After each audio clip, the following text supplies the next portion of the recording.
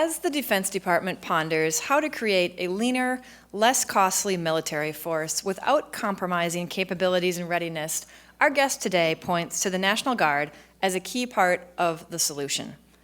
Today's National Guard, General Frank J. Grass says, is, quote, the most competent, relevant, and battle-tested National Guard in the history of the nation.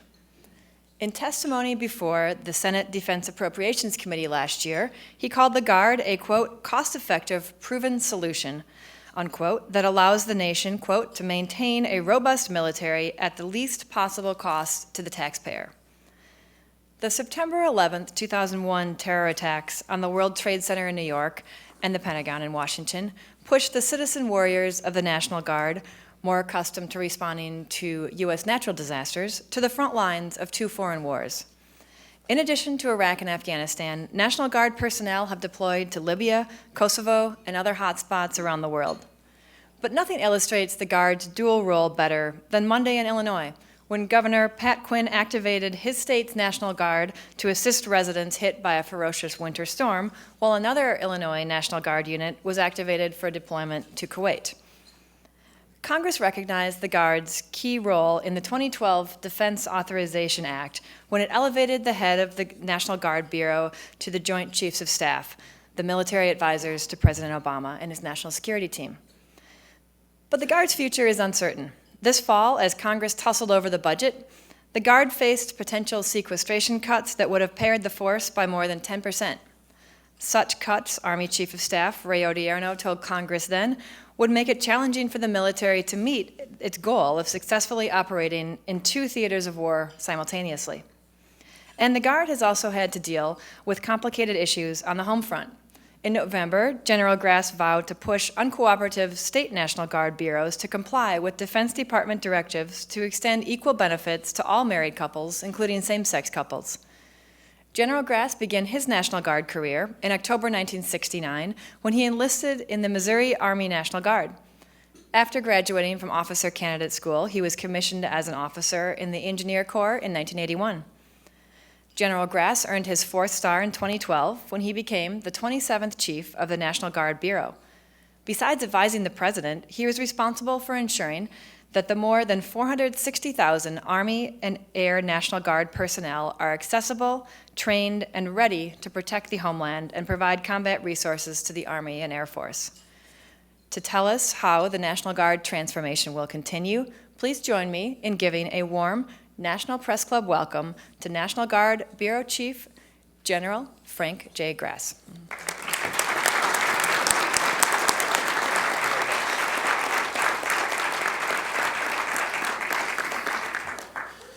Angela, thank you so much. Every time somebody says, you joined in '69, you're an old guy. It makes me feel old, but actually, and I'll talk a little bit about that. The Guard today, from 1969 to today, it is pretty amazing, and I know there's a number of folks and friends in this room that have lived through this transition of the Guard going from what was truly a strategic reserve back in the 60s, 70s, 80s, to what became a premier force, a premier fighting force, both for at home and overseas. And what I thought I would do today, first, talk about three things. One being where the Guard is today, a little bit about our homeland mission and the things that occur, and Angela just mentioned, just recently with the winter storm and how we were able to roll out quickly like we do all the time in the Guard. But then also talk about the Army and Air Force and our roles in the Army and Air Force on the federal mission, and then a little bit about our enduring partnerships that we do. Before I do that, though, I want to thank you for what you do. When I was a lieutenant, if I saw a reporter, I usually wanted to run the other direction. When I was a major, I was kind of like working at the Army Guard Readiness Center. It was like, do I have to deal with those folks? When I was a lieutenant colonel, my next thought was, well, I better get in this game. Where's a public affairs officer? What do they do?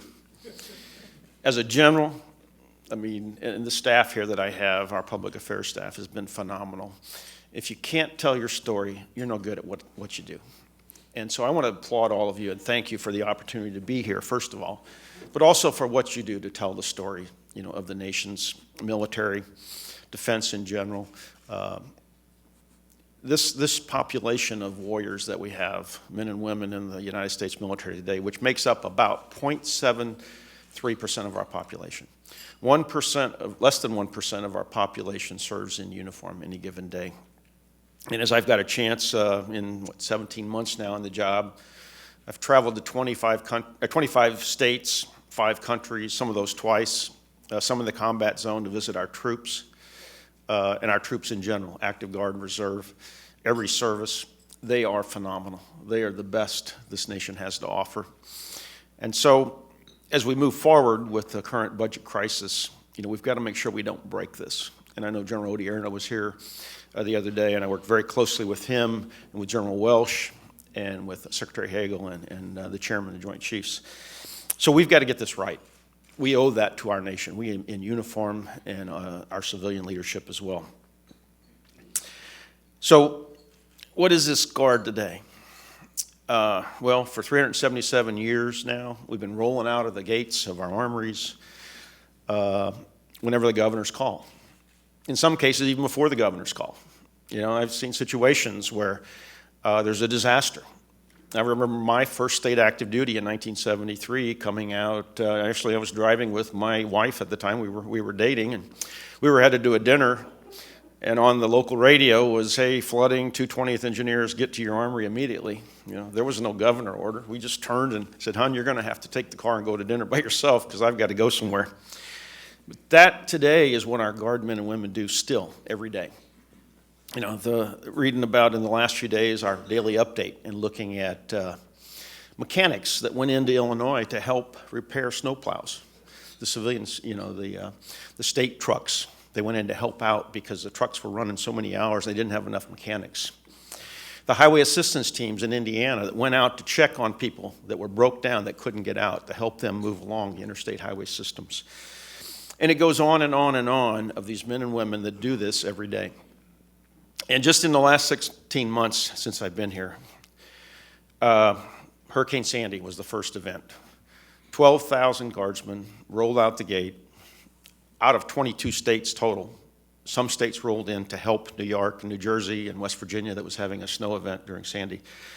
And it was seamless. And sitting in my chair, I thought, I don't have to do anything. I just watch this occur, and I go up and get to shake hands and visit the great men and women, see who they are. I'm in West Virginia, or I'm in New Jersey in this small cell of about 20 soldiers and airmen. The sergeant in there and the lieutenant, I meet them and talk to them a little bit.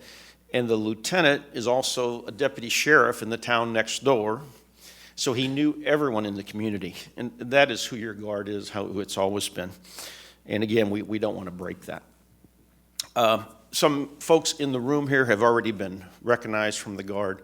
I do want to recognize my counterpart here, who's been a Guardsman, and I'm not going to ask him how many state active duties he has had, but the director of the Air National Guard, Bill Ingram, and I have worked together for years, even before he was the TAG of North Carolina. Bill could probably tell you all kinds of stories and knows more about fighting and responding to hurricanes probably than most of us ever even begin to think we would know.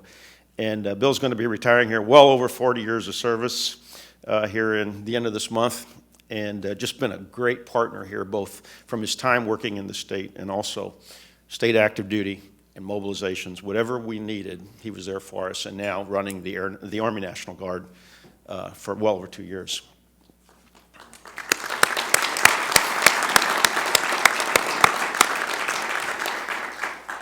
So I want to talk a little bit about the federal mission of the Guard, because I get asked the question all the time about why does the National Guard need F-16s? Why do you need F-15s? Why do you need Apaches? Why do you need tanks? I always say we don't need tanks, and we don't need Apaches, and we don't need fighter jets. What we need is whatever the Air Force and the Army need in their reserve. Because our first mission, and our two missions are equal, is our mission to support the Federal Reserve of the Air Force, the United States Air Force, and the United States Army. So however the Army looks or however the Air Force looks, we've got to be interchangeable. We'll never be identical to them. We're not going to be and not try to be. And they will never be identical to us because of that homeland mission where we roll out the gate. But we've got to be complementary of each other so that when the Air Force needs additional capability in the fighter jets, or whether it's a support skill set, or the Army needs additional brigades, that we've got to be ready to move. That means being organized, trained, and equipped the same. And I can honestly tell you today, our readiness is higher than it's ever been in the Army and Air National Guard. And we are organized, trained, and equipped at a level higher than I've ever seen it in my 44 years of service. That's because of a lot of great investment by the nation throughout the war. The real challenge is how do you balance that now in this fiscal environment and not lose that edge, not lose that equipment. The Air Force mission, very unique. Within 72 hours, any Air National Guard unit can deploy today. And they've got to be ready to deploy. That's overseas. But if you look at the homeland, where's my good friend J.C. Witham there from the Air National Guard? We have 40 fighters and 7 tankers setting on alert right now that if something happens over the skies of the United States, there's pilots in jets, there's ground crews getting those jets up in the skies, 6 minutes, they're over the skies of the United States. 24/7, we've been doing that as a part of the North American Aerospace Defense Command mission. So that mission of the Air Force is unique from an Army mission, which takes more horsepower to get it up and going. But the Air Force does that mission very well, and we've got a great partnership with Mark Welsh.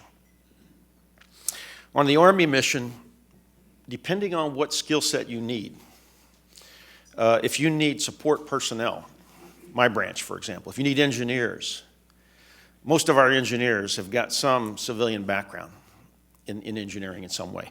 I just visited during the Colorado floods. I went out and visited during the crisis, I flew in some helicopters. We had a mix of active helicopters plugged into the Colorado Guard, working with them, and the Wyoming Guard came in. I think we had 23 Chinooks and Black Hawk combinations at the peak, pulling people off the side of the mountains. And I went back later, which you probably didn't see on the news, is after the floods went down, 4 states rolled in with National Guard out of the Air and Army, and they were engineers, and they reopened the road in record time between Lyons, Colorado, up to Estes Park. And I drove it a couple times after they opened. And I thought when I first went out there, they finished the project about a month early. And the intent was get that road open so utility workers could get in, so that people could get back to their lives and begin to recover. So I thought I would drive that road and see maybe a gravel road up alongside the mountain. It was 25 miles long. There were 18 major washouts, some of them the size of this room. Well, 6 weeks after the flood, I drove that road on a 24-foot wide paved road that was striped. Now, there's some areas they'll come back in the spring, they'll have to rebuild, but the Guard came together and stayed active duty. The Federal Highway Administration funded it, and the Colorado Department of Transportation did the paving. Pretty amazing. So I go in, I said, how do you make all this work? So this lieutenant colonel comes up to me from the Colorado Guard, and he's riding with the Colorado Department of Transportation. And I said, so what did you do? He goes, well, he says, I know I've got a uniform on now, but he says, my civilian job, I'm a highway engineer for the Federal Highway Administration. So I gathered up the Colorado team, and I gathered up the Department of Transportation, and I said, look, I can figure this out. If the government will do this request, we can get this 100% financed, and we can work together, bring the contractors in, and make this thing go. And the Guard can come in and do the rough work up front. We'll do the finish on top. That's who your Guard is. So if you're going to deploy overseas, you bring that extra skill set in every job out there. And I just, in November, went to Afghanistan, and while I was there, I met with one of the generals, and he says, I want to introduce you to somebody.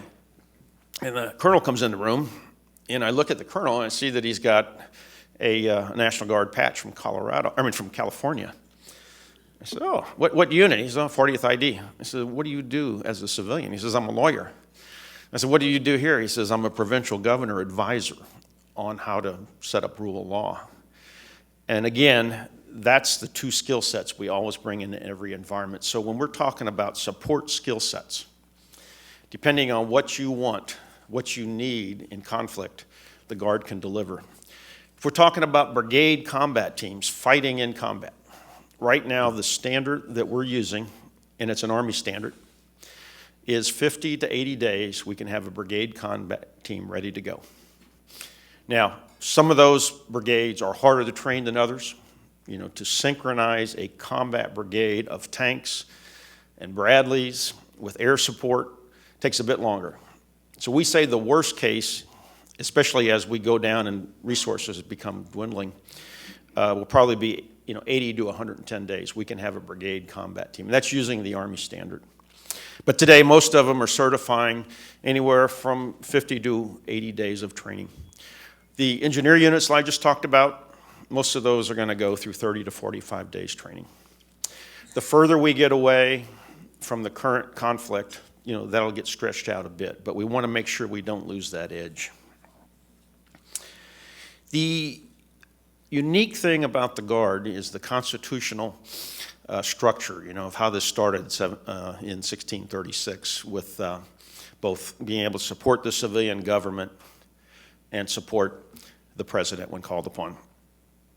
And we've created some opportunities in the future that will continue to grow in the homeland response that are unique from what we had. If you remember Hurricane Katrina, we didn't have a unity of effort and a unity of command. We didn't have a structure. And I want to share that with you because today we do have that unity of command and unity of structure. And it's hinged in a concept called the dual status commander. So we pre-train and pre-certify a National Guard 1-star who then can command and control active Guard reserve forces. I'll go back to the Colorado example. During the floods, when Fort Carson said, hey, we've got helicopters, we know people need to be rescued, Mike Edwards, the Adjutant General of Colorado, he sends a note up to us and to General Jacoby at Northcom and says, I want to stand up a dual status command. General Jacoby sends in a staff for the Title 10, the federal side of the mission. Colorado stood up their normal Title 32, their state mission, and this one commander commanded all of those 23 helicopters and gave them direction. And we had to get that approval from Secretary of Defense, but that happens all the time now. We do that pretty routinely, both for crisis. We've done it for years for planned events like a Democratic convention or a Republican convention or an inauguration, but now we do it for crisis events. That leads me to the last comment I just want to share with you and get to the questions, but this is all about partnerships. So much of this in the homeland is about partnerships. Because when we roll in to assist a community, we're not in charge. We're supporting somebody. It's an incident commander, it's a fire chief, it's a police chief, and we want to make sure that when we do roll in there, that our soldiers, no matter whether they're, Guard's going to be the first one in, if we bring in any active with us under that dual status construct, we want to make sure that everyone understands we are in support of that first responder. And our job, and I've talked to Administrator Fugate, he has relayed this over and over to me, that our job is to make that first responder successful. So whatever they need, that first responder, that governor's in charge, and let's make them successful. So partnerships are what we focus on. And part of that partnership event occurs inside the Pentagon every day. Being a member of the Joint Chiefs, I have access now to organizations that I probably never would have had as a 3-star and as just a chief and not a member of the Joint Chiefs. I get called in to all the sessions as a member of the Joint Chiefs, and I'll give you a couple examples. During Boston bombings, I was called in immediately to sit with the Undersecretary of Defense and talk about what the Guard was doing in Boston. What was Governor Patrick planning on, and how was he going to respond when they shut the city down? Well, I already had information from the Adjutant General at that point that he had 450 troops in the city at the start of the event. They were there for security for the marathon. Immediately, the governor said, I'm going to authorize you over 1,000. Put them in the streets now.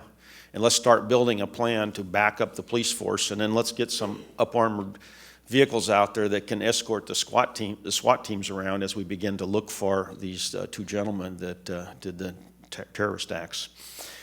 I was able to take that information immediately and get it to the chairman and the secretary. During Hurricane Sandy, I probably spent 8 to 10 hours with Secretary Panetta over a 2-week period, 3 times where we actually briefed the president. He was usually on a call or he was on Air Force One, but I was able to bring that perspective directly from the Adjutant General and the governor into the Pentagon.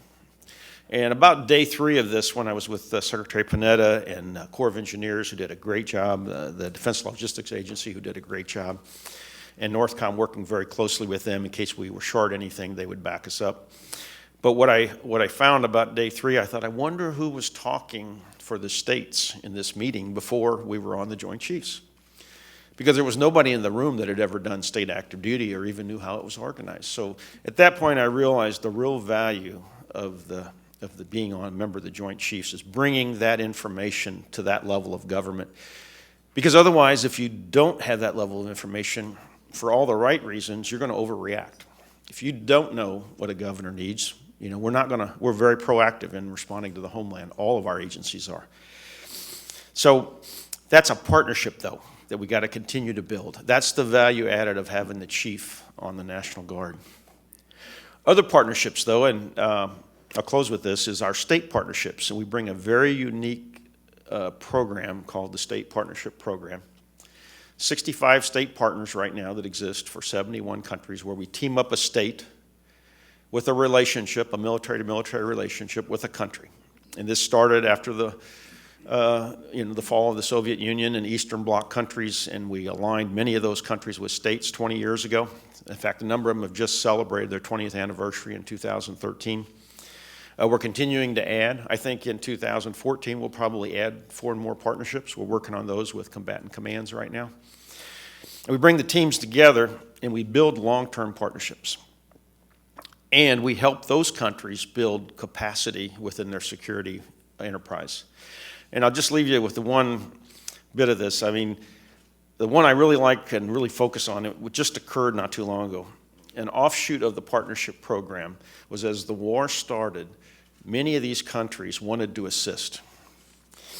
And the most recent one that just redeployed was a story out of Bosnia and Maryland. Bosnia and Maryland have a partnership. That's actually the second partnership for Maryland.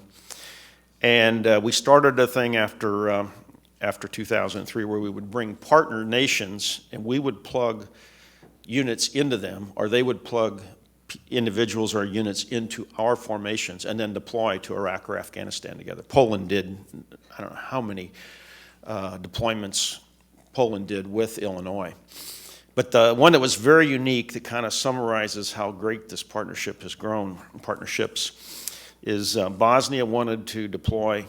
They had been deploying some ordnance units into Iraq, but they wanted to get in and deploy to Afghanistan to assist NATO in ISAF. And so 26 Bosnian military police embedded in a battalion, the 115th Battalion out of the Maryland Guard, and they deployed together to Afghanistan. And I sent my political advisor, Tom Nimlock, to Bosnia to be there for their welcome home this past fall. And the minister said, he said, hey, this was a fabulous event. You know, we were consumers of security in the past. Now we feel we can produce security as a part of the international community. And what's next for us? Where can we look to the future for support to peacekeeping operations in NATO and other organizations? So that kind of says a lot about what these partnerships have done over the years. And well over 700 events we're doing per year. We do that whole thing for total dollar figure. The money we get in the National Guard is about $12 million a year. If you roll in some training dollars, it's about probably up to just less than $20 million a year. And believe it or not, that's the one account nobody wants to mess with because it gives you so much great engagement. And these countries that have deployed with us, 17 rotations, I think, or now it was actually 17 countries, 89 rotations into either Iraq or Afghanistan, where we plug together like that. We're building capacity and capability for the future that will be able to help NATO. Thank you.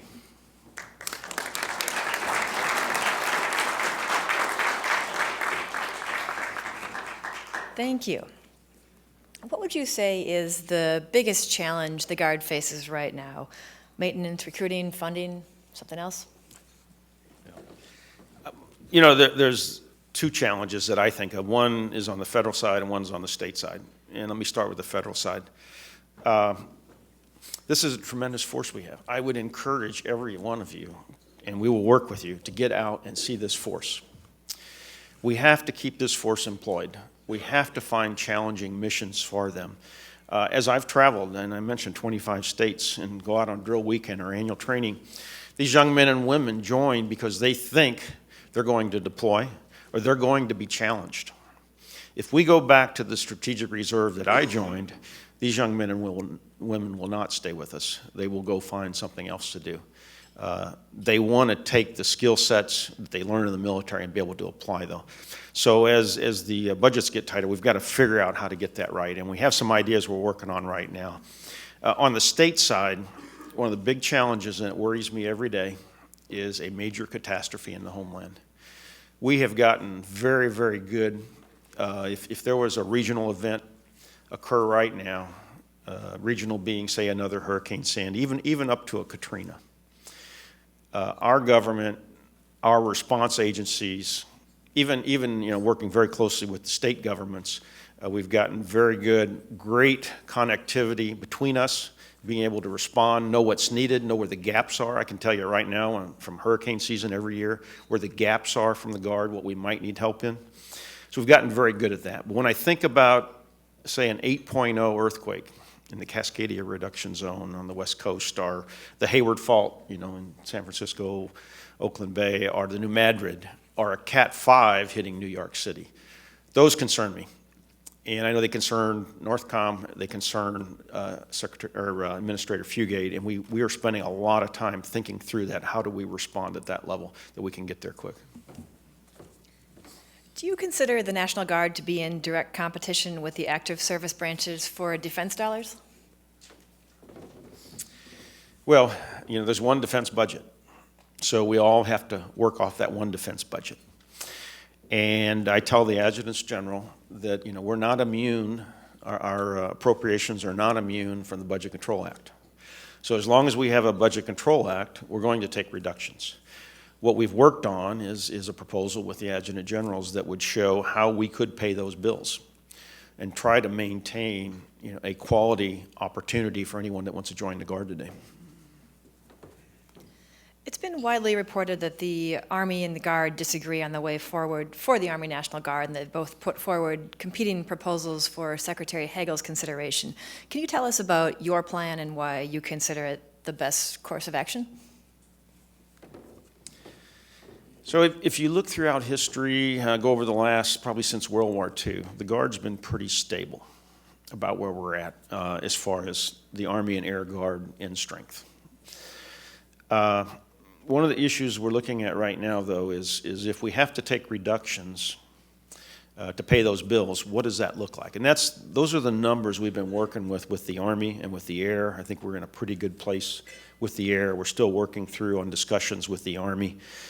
And we know that we can take some reductions and maintain a quality force in the Guard and pay the Budget Control Act bill. As we move forward, though, everything we do is tied to our two services. The reason we have, our federal mission and our federal equipment is to do that federal mission when called upon. And as the active component loses money, we won't be able to modernize. We won't be able to send pilots to the schools that we need to as rapidly as we need to. We won't be able to get people into basic training and advanced schools. So we got to work very closely with the two services and make sure that we could win the battle and lose the opportunity to be able to train our folks because the training infrastructure comes from the Army and Air Force.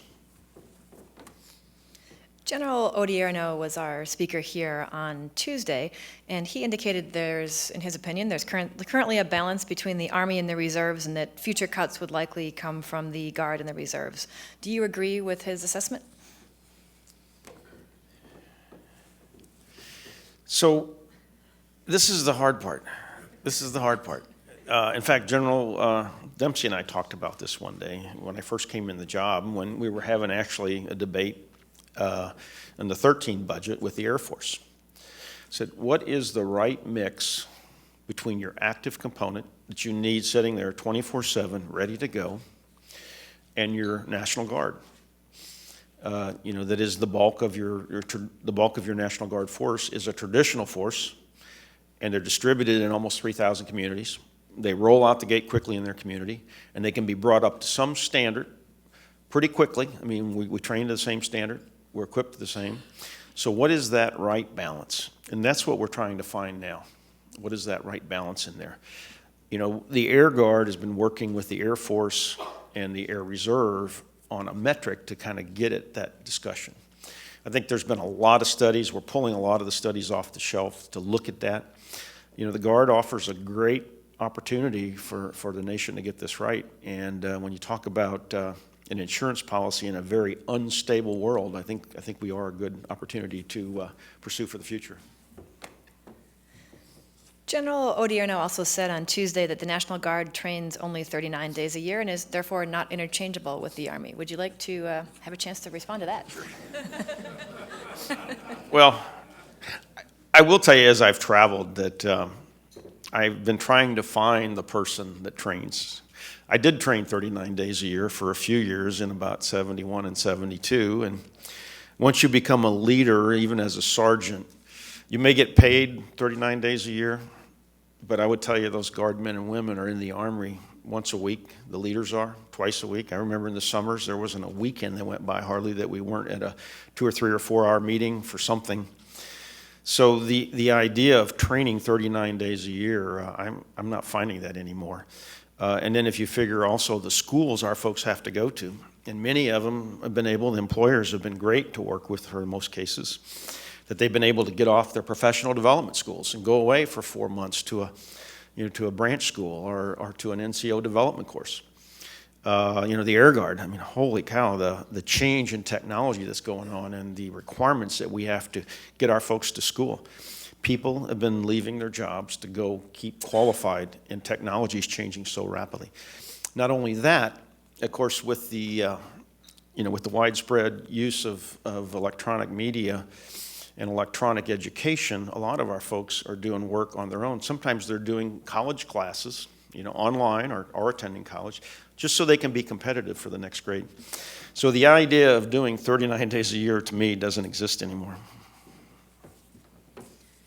The Army and the Guard are said to be in dispute over end strength. What do you see as an acceptable reduction for the Guard, and how would you describe the status of discussions on that topic? I think it starts with the debate and discussion we're having right now is, and this really boils up to the leadership of the nation that will be working through this, is if we can only afford a certain amount, whether it's active or Guard, what can we accept on active duty, and what can we put into the Guard and Reserve to be ready at some state of readiness? For the Guard, we have the opportunity to also have that that constitutionally driven dual mission and be available to the governors. So I think as we move forward here with the budget, we've got to figure that one out, and we can't get that wrong for the nation. If you put everything on the active more and you draw down the Guard more, which we're not, and there's no proposals to do that, but then you're paying a huge bill, and compensation at some point in the future is going to catch up with you where, you'll be only paying salaries and you won't be able to modernize. If you put everything into the Guard, you won't have that 9/11 force that's ready to go and deploy overseas because people have jobs and things like that. So somewhere in there is the balance that we've got to find. Do you expect to go to Congress with a unified plan with the Army, or will there still be dispute on that? Looking at the Budget Control Act, and I was looking at some charts yesterday, we've got some relief here for a few years. So what we don't want to do is rush into failure. We've got some relief with the $22 billion added and the $9 billion added. That gives us a few years to look at this. And we're tightening belts left and right. We're looking at the changes in units for the future. I don't know, if General Odierno talked about it, but there's a potential, that if we're designing a force for 20 years from now, that force may look a whole lot different than it does today. I mean, if you go back 15 years ago and you look at our force compared to what we fought the war with, totally different in how we're doing business. So, the threat gets a vote, but also I think there's opportunities to look at how we're headed forward, what types of capabilities do we need in the homeland and the Guard, and we need for our support to the Air Force and Army. And then as we look to the future, how does that money shake out among that? You know, when we get beyond the next 2 years, do we stay on path with the Budget Control Act? What's Congress going to do? Can we get to a point where we can find enough efficiencies and savings to do the missions, to do the strategy, to do the Asia-Pacific shift, and still do that within the budget? And I'm very mindful our appropriations are being hit by the Budget Control Act just as the other services are. So as we look out to, at least for the next the next POM cycle, we're going to be looking very closely to get the best force we can for the money. And some of that's going to be reducing the size of the overhead. What role do you see for the Army Reserves as a partner on the three-component team? This is an interesting one because I get criticized sometimes, but actually Jeff Talley and I are good friends. I was a traditional guardsman as a captain in the St. Louis district with the Corps of Engineers, civilian there, but then I worked in the Guard as a traditional. Jeff was an active duty captain as a project engineer, so we worked together way back then. And I think there's some opportunities here. The opportunity, I think, that we have with the reserve right now is, I give you the example of the dual status command. That dual status command, the reason that was designed was to avoid the confusion of unity of effort and unity of command in a crisis in the homeland. So you have one commander who sees the whole picture. And that one commander, he or she, is answering to the governor on one hat and to the president, Secretary of Defense on the other hat. I think as we shake out this discussion on a serious incident in the United States, and I gave you some of the scenarios earlier, let's just say the New Madrid. If there's a New Madrid quake of 8.0, and if you study it back in 1811, 1812, for about 3 months, that fault line shook, and off and on with aftershocks, and it rang church bells in Philadelphia. That's how much potential disaster that this could bring. If you think about today, and I always think about this, the Mississippi, the Missouri, the Ohio rivers, so much commerce goes up and down those. Even if the bridges don't collapse, they've all got to be inspected. Guess where all the power is? There's mostly coal-fired electric plants all up and down that river. There's locks and dams. There's so much commodities that go up and down those rivers that if we have a major disaster in using that New Madrid, I think we're going to need every force we can get our hands on to respond and take care of the people of the United States. And that's where the dual status commander comes in. And I think if we work with the reserves and we work with the department, we can figure out a way so that those local units can come in under a Title X when the governor requests. If the governor is short, pick a topic, they're short engineers. And a governor requests, the last thing we want to do is to wait for somebody to get there, especially if they live right there. But the key is the governor's out of assets. The governor can't get assets from the Guard any longer because we're out. That he requested or she requested, we want to be able to move in quickly. And that takes coordination in advance to do it right. What's the potential for the Guard taking back the Sinai and Kosovo missions, and what's the value of having guardsmen perform those versus soldiers? Actually, in the first year in the job, I've had a chance to visit Kosovo, and I'd been there years ago, and visited the Sinai as well. And the mission there fits so well for our guardsmen. Most of our guardsmen are a bit older. They're mature. I was at one of the outposts in the Sinai, and it's a great opportunity there to train a young squad leader. There's a 7-person team out there on the top of this mountain, and you had a staff sergeant there, and then you had a young E5 sergeant, and the staff sergeant allowed the E5 to run that site, and we were grooming him for the future. He's going to go back home, and that's going to pay us benefits in leadership for years because he knows how to work a mission. He knows how to form his team to respond to the needs there. In the Sinai, of course, we've been doing that mission for a long time. Kosovo, the same thing. It even goes above that, though, because now you get into working in an interagency, coalition warfare organization in a peacekeeping operation and the logistics it takes to support that. One of the things I saw in Kosovo was the civilian skill sets spinning out of what we do.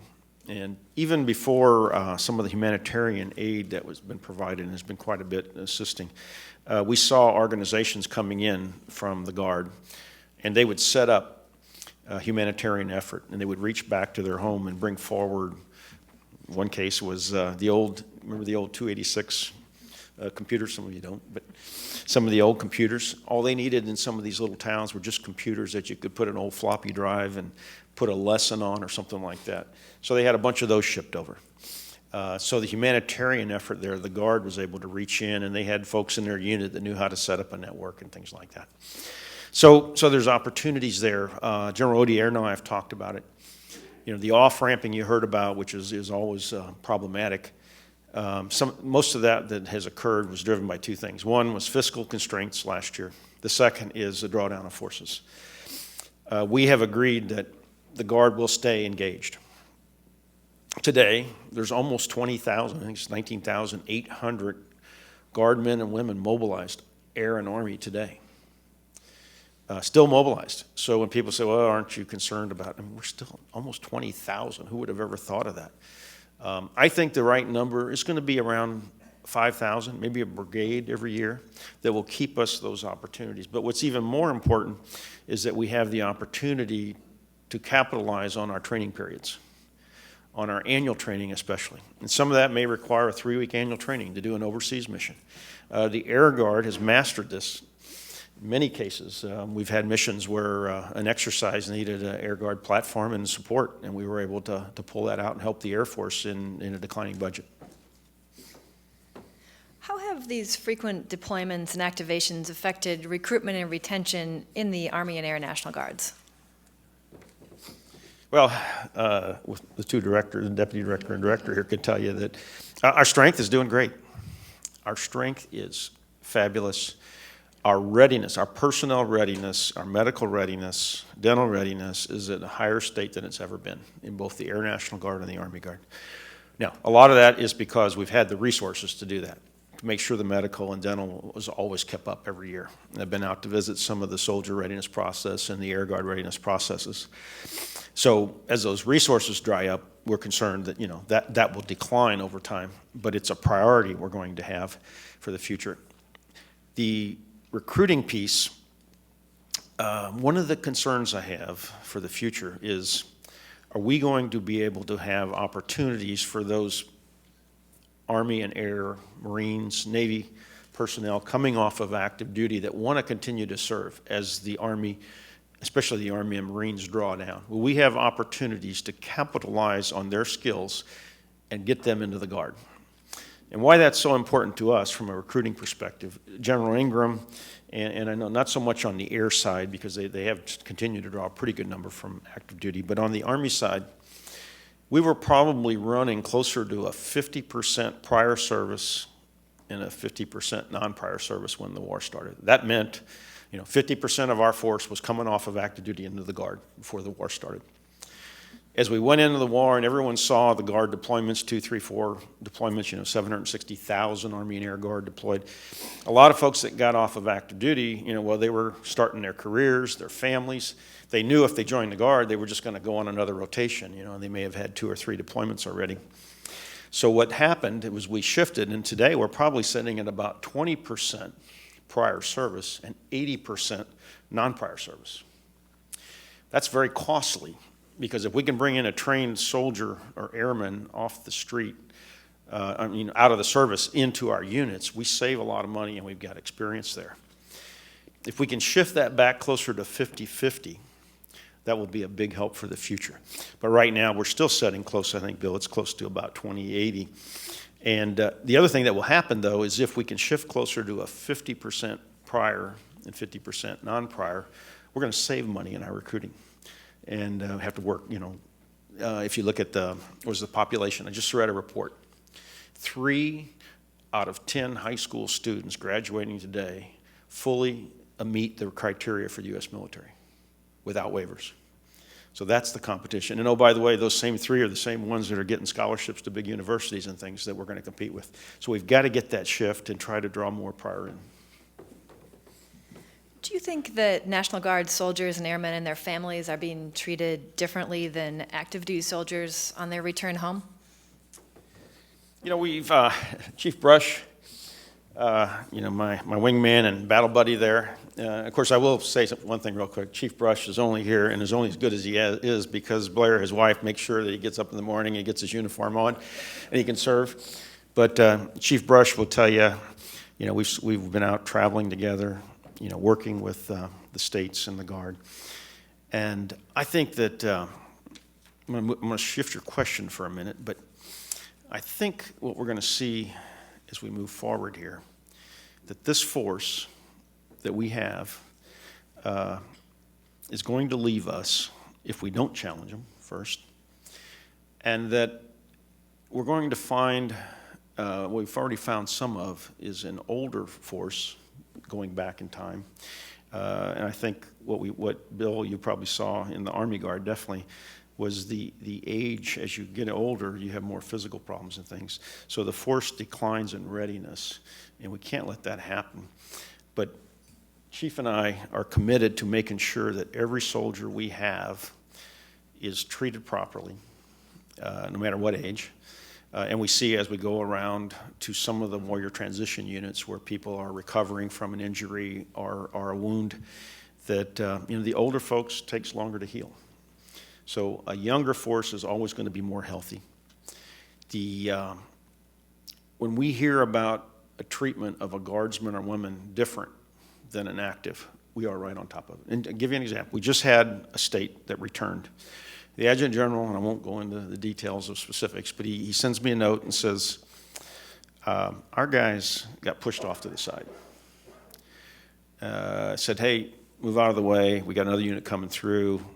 Guard, you're going to have to wait. And that was just one small incident by one person. We pass that up through the chain. That information gets to the Army, gets to Forces Command, and they will have First Army, who Commander Mike Tucker came out and spent some time with the Adjutant Generals. First thing he did, he will go out and make sure that that doesn't happen again. And our warrior transition units, I've asked Chief to go out and visit those warrior transition units and spend time with them to make sure our folks are being taken care of, and also to make sure that people are, you know, getting well and getting back to their civilian lives and getting back home. So something we're definitely concerned about. We're going to continue to watch, but it's not like it was when we first started mobilizing at all. It was pretty ugly when we first started mobilizing because we mobilized the support base at the same time we mobilized the forces.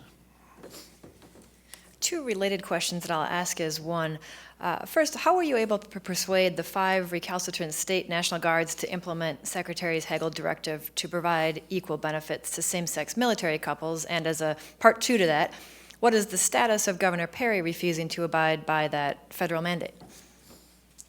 Well, let me just talk about from when Secretary Hagel said, hey, you need to fix this. Something that hit home for me in the process was we had a soldier, a same-sex marriage couple, and she was killed in Afghanistan, fighting her nation. And I watched how that state handled it. Even though they didn't recognize same-sex benefits, they didn't recognize marriage at that point. This was well before Secretary Hagel had said, hey, we got to make this work after DOMO, you know, was overturned. And to me, that was a soldier. You know, I don't care, you know, it doesn't make me any difference. It's a soldier, and we got to take care of that soldier. So we called the Adjutant General on the phone, brought him in, and said, look, we got to fix this. And we understand that, you know, we're kind of in the middle of this, and there's state constitutional issues, there's statute issues, you know, there's an attorney general that's got to be involved. Our legal framework within defense has got to be involved. And we just worked every day to find a solution that did not violate state constitution and state laws. And I got to applaud the states because many of them worked really hard in a very, very short order to make it work so that we could extend benefits to whoever is serving in the military. And what about Texas? Yeah, actually, we've actually had a very good relationship, working relationship with them. And right now, we're not actually having any problems. I don't know of any situation where we've denied benefits. Can you bring us up to speed also on the military suicide issue that's, of course, affected all branches? How much of a problem is it in the Guard, and do you think that the Guard and the military overall need to take more steps to address it? You know, this is a problem, and it's a serious problem within our society, and it just bothers me, really bothers me. I'm sure it bothers all of you. We've been working through with some of the school systems in where our armories are in hometown. And, you know, what would drive someone to take their own life? I have a Rear Admiral who works on my staff as a liaison to Health and Human Services. And she has done a fabulous job at reaching into the research community and trying to get a hold of what's happening here within the society. And the problem for the Guard is we're so distributed out there that you don't see someone every day. You know, you may see them once a week or, you know, a drill weekend. When you're deployed, you spend more time, but half of the suicides are folks who haven't even deployed. So what has happened in our society, and how can we partner with the communities? And we have one state right now that is working that because of a couple of suicides that occurred both in a school district as well as in the Guard. And they're working through to see how we can partner. But there is a problem within the society that we've got to deal with. And of course, we bring in that normal age group that brings, you know, whenever you touch America and you bring into the Guard America, you're going to have the same kind of issues. We have psychological health professionals in every state. And we're getting ready to make some changes. We've had contract psychological health to deal with this, make them available for hometown America, for the families as well as the service members. And then educate all their membership that these are available. And if you see someone that's not acting right, or you see someone that's having a problem, and most of the issues we deal with are financial, relationships, or drug and alcohol depression. So what we try to do is make sure everyone knows there's healthcare professionals that can come and you can talk to, and you can do it, you know, anonymously. The Air Guard, though, we just shifted right now. We're shifting some resources, and we're going to change those from a contract to a civilian position within the Guard, so that they are there all the time. They will begin to understand the community. They'll begin to understand the demographics. They'll have the connectivity with the healthcare professionals in the area. We're looking at doing some of the same for the long term. I would tell you one of the concerns I have, and I think, you know, we partner very closely with the Veterans Administration, is that as we draw down the force, you know, if we don't do anything else right now, you know, the Army's going to come down 70,000 from the growth that they had, you know, for the surge. The Marines are coming down some. All those individuals, those great Americans that have served their nation in time of war, are coming back to hometown America. We don't know as a nation yet what 12 years of war does to people, or does to families. 12 years of war, you know, you have young 30-year-olds out there that have had, you know, 5 years in combat. We won't know the impacts. So we got to be prepared to work that in. We think our armories are a good place to start working that distribution network up through the state headquarters. We are, unfortunately, almost out of time, but before asking one last question, I have a couple of housekeeping matters to take care of. First of all, I'd like to remind you about our upcoming speakers. Tomorrow, January 10th, we will have Joe Boardman, Chairman and CEO of Amtrak. January 15th, we will have Christine Lagarde, Managing Director of the IMF. And on January 21st, DeMaurice Smith, the Executive Director of the NFL Players Association. Secondly, I would like to present our guest with the traditional National Press Club coffee mug. So now with two of the Joint Chiefs, you can bring these to the meetings and Great. share. Okay, thank you. Thank very you. much. And one last question. Our audience is curious about your first meeting once you got to the Joint Chiefs. It was a big deal to get the 4-star and be there. Was there any sort of hazing that went along with that? As the chairman reminds me ever so often, he says, you asked for this, right? Yes, Chairman, I did. I couldn't ask for a better reception by the Joint Chiefs. You know, they deal with very, very difficult issues, and you know the history behind the position and when they went to the Senate to testify. But I have bounced things off of Chairman Dempsey. He's been a wonderful partner across the board. I've been welcomed. I've been to all the events, the Joint Chiefs. I think the thing that really catches you when you're sitting there the first time and you're thinking, okay, any issues in the homeland today, anything on mobilization, you're thinking through that, and then all of a sudden, there's this, so what's your thoughts on Syria? What really hits you at that point is that you have to make sure you've created an organization that can respond to that level. And not just to the homeland, because even though I'm an advisor for the non-federalized, I have to vote, I have to give my opinion to the Secretary of Defense and the President on all topics that involve defense.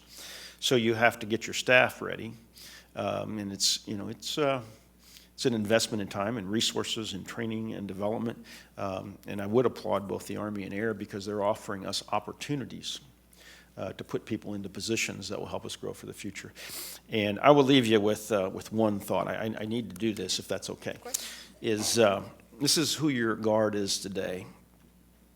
And I'm just going to recognize as a Master Sergeant, Michael Lansbury. And some of you have heard this on the news. This is truly who your Guard, even though he lost his life. I could pick any Master Sergeant out there or private and be the same response. But Michael Lansbury, Sparks Middle School teacher, Marine Corps veteran, Nevada Air National Guard Master Sergeant, lost his life protecting his students when a 12-year-old walked in armed with a 9mm semi-automatic handgun and opened fire on the school campus in October. That's who your Guard is today. Thank you.